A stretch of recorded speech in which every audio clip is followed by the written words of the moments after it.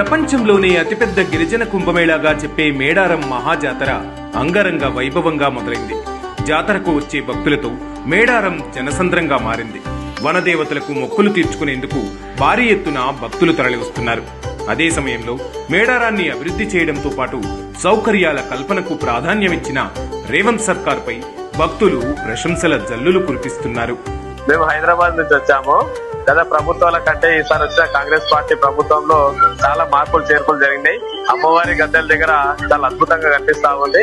అంతేకాకుండా street lights గానీ, main రోడ్లు గానీ చాలా అంటే చాలా బ్రహ్మాండంగా చేశారు. ఏదేమైనప్పటికీ కూడా భక్తులకు ఎలాంటి ఇబ్బందులు కలగకుండా ఈసారి మంచి ఏర్పాట్లు చేశారు. చాలా బ్రహ్మాండంగా చేశారు.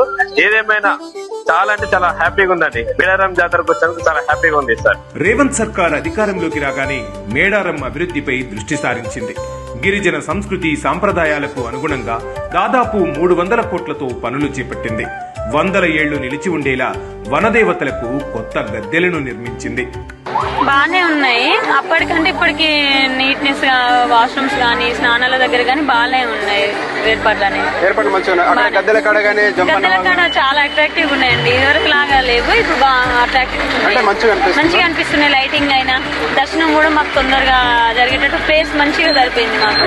మేడారం చరిత్రను ప్రపంచానికి చాటి చెప్పేలా శిల్పాలను ఏర్పాటు చేసింది. రహదారులు, తాగునీటి సౌకర్యం, బస ఏర్పాట్లు వంటి ఎన్నో మౌలిక సదుపాయాలు కల్పించింది. మాకైతే చాలా సంతోషం అనిపిస్తుంది.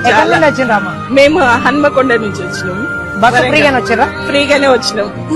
పిల్లలు లేదు, ఎప్పటికి వస్తూనే ఉంటాం జాతర టైం అంతా.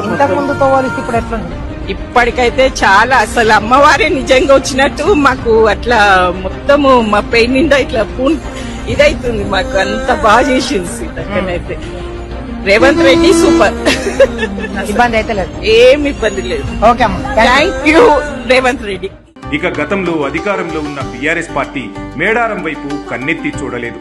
అంతేకాదు, మేడారం వనదేవతలను అవమానించిన చినజీఆర్ స్వామి వంటి వారిని వెంట వేసుకుని తిరిగారు కేటీఆర్. మేడారంలో కనీస సౌకర్యాలు లేకపోవడంతో భక్తులకు పలు ఇబ్బందులు ఎదురయ్యేవి.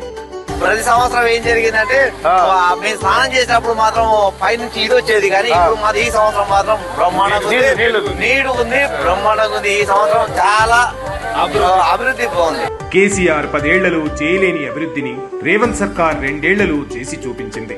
మేడారంలో శాశ్వత నిర్మాణాలు చేపట్టడంతో పాటు మేడారానికి వెళ్లేందుకు సుందరంగా రహదారులను కూడా పునర్నిర్మించింది. ఓవైపు మేడారం వనదేవతల చరిత్ర ప్రపంచానికి తెలిసేలా చేయడంతో పాటు భక్తుల సౌకర్యాలకు అత్యంత ప్రాధాన్యతనిచ్చింది. అందుకే ఈసారి మేడారం మహాజాతర వనదేవతలు మురిసేలా, ప్రపంచం మెచ్చేలా జరుగుతోంది.